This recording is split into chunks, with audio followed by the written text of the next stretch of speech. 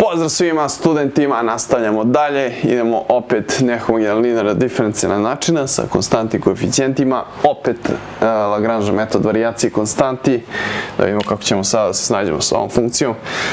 Isto kao i sa prethodnima, znači ovdje prvo formiramo homogenu diferencijalnu jednačinu, ovo je jednako 0, i to je lambda kvadrat minus lambda jednako 0. Znači ovdje je lambda minus 1 jednako 0, znači 0 su 0 i 1.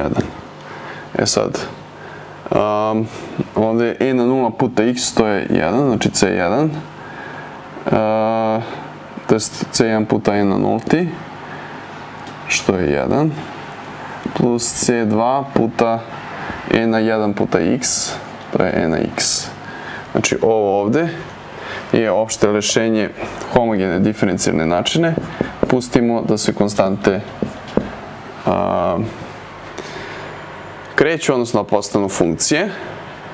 I sad napravimo sistem c1' od x, c2' od x, c1' od x, c2' od x. Znači ovo ovdje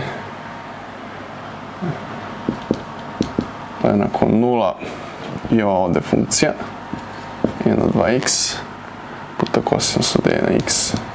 Ovdje isto, znači imamo, ne možemo primenimo metod neodređenih koeficijenata, zato idemo na varijacije konstanti, zato što ovo nije ukalupljeno u onu formu standardnu. E sad ovdje imamo puta 1, a ovdje imamo puta e na x. E sad ovdje izvod toga je 0, znači izvod jedinice 0, a ovdje je izvod e na x-a, e na x. Dobro. E sad odmah odavde možemo bez Kramera da zaključimo da je c2', znači pošto ovdje imamo 0, ne moramo koristimo Kramera, nego kažemo c2' je jednako e na x kosinus e na x. Tako. A c1'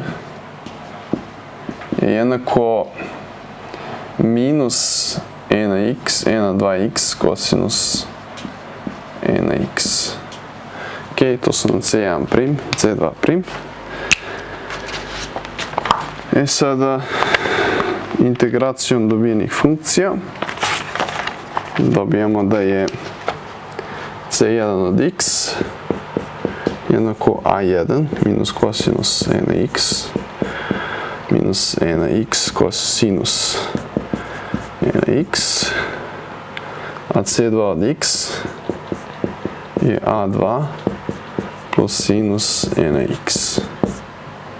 Dobro, i rešenje diferencijalne jednačine je zbir, znači množimo ovo, c1 od x i c2, saberemo, sad ovdje će se dobiti neki uprošćeni oblik, znači bit će a1 plus a2 e na x minus kosinus od e na x.